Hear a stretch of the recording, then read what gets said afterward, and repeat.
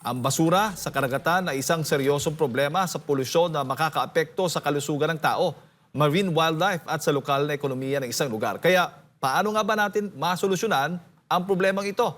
Alamin natin ang report mula kay Angeli Reyes.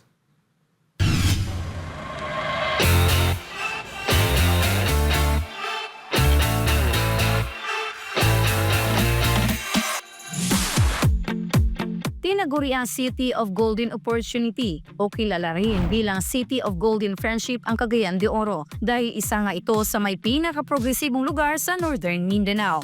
Yun nga lang kasabay ng pag-unlad ng ekonomiya at populasyon nito ay may kaakibat itong suliranin kabilang na ang hindi maayos na pagtatapon ng basura. Kaya naman isa sa tinututukan ng lungsod ang pagpapanatili sa kaayusan at kalinisan sa lugar. Napapanahon naman ang inisyatibong Kalinisan Tatag ng Bayan, Nationwide Cleanliness Drive na Sunshine Philippines Movement na pinamunuan ni Pastor Apollo C. Kibuloy. Pinili kasi ang syudad para pagdausan ng isang malawakang paglilinis na malaking tulong di lamang para sa mga marine species kundi pati na sa kalusugan ng tao. Bitbit ang iba't ibang gamit panglinis, maaga pa lang ay nagsidatingan na ang mga volunteer mula sa iba't ibang sektor.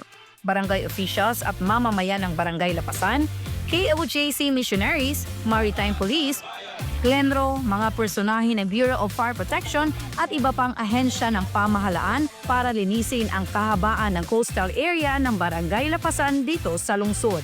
Ayon sa City Local Environment and Natural Resources Office o Glenro, na ang nasabing lugar ay naging bagsakan ng mga basurang natatangay sa karagatan at dalampasigan, kaya naman malaking tulong ang ginawang cleanliness drive na inisyatibo ni Pastor Apollo. Kasi yung Bitanay Creek natin composed of many barangays, no? Hindi lang sila Lapasan. Ang nangyari, Barangay Lapasan ang naging catch basin ng mga basura, no? From the numbered barangays to the upland barangays, and then yung endpoint niya dito sa Bitanay Creek sa Barangay Lapasan. Actually, nagpapasalamat talaga kami, no, sa Tatag ng Bayan, no, founded by Pastor Apollo Kibuloy. Talaga marami namang mga grupo na nag-initiate ng coastal cleanup, pero still open pa rin kami sa mga group na willing na tumulong sa amin for the coastal cleanup. Kasi naniniwala kami sa city government na ang limpyo na syudad atong responsibilidad. The clean city is our responsibility, not the responsibility of the city government, the barangay, but it's our responsibility. Narito naman ang iilan sa nagpaabot ng mensahe at pasasalamat sa inisyatibong ito ni Pastor Apollo C. Kibuloy.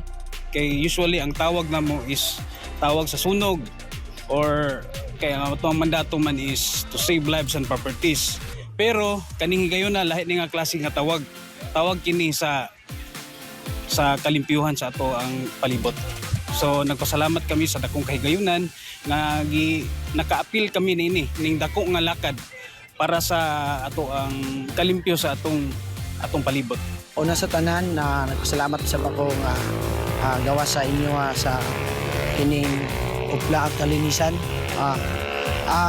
Diri sa mong barangay, kini nga event, dako kani nga katabang sa mga kaya usa ang atong basura is daghan nang gikaayo. So nagay chances nga medyo di na gyud maayo ang atong paglantaw dinhi sa labi na diri sa kining dakpin sa kadagatan. Dili na mo ni mahimo kung wala may matabangan kay tungod sa kadaghan kayo sa mga sagbot gikan sa mga lain nga pet nga na dinhi paingon sa mua. So karon lipay mi kay nadaghan kayo nagtabang. Karamihan sa mga nakolektang basura ay mga plastic at non-biodegradable materials.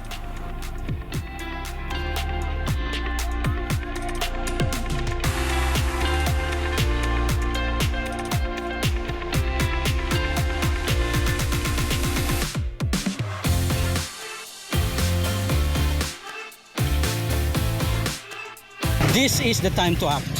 Every Filipino has a role in keeping our country clean. Ito na ang panahon upang kumilos. This initiative is spearheaded by Pastor Apollo Kibuloy. Pero kahit saan man tayong mga lugar, maaari tayong bumuo ng mga grupo. Mga kasama natin, mga kapamilya natin, maaari tayong mag-volunteer. Pumili lang tayo ng lugar upang tayo ay maglinis at tayo ay mamulot ng basura. Kagaya ngayon, narito kami hindi lamang KOJC, kundi galing sa iba't ibang mga sektor sapagkat basta't Pilipino ka, maaari kang makiisa at makisama. Sa pamamagitan ng pagtutulungan ay hindi imposibleng makamit ang hangarin ng butihing pastor na isang maunlad at malinis na bansa. Dahil ika nga, ang kalinisan ay simbolo ng pagiging matatag na bayan. Para sa Diyos at Pilipinas kong mahal, Angela Reyes, SMN News, Cagayan de Oro City.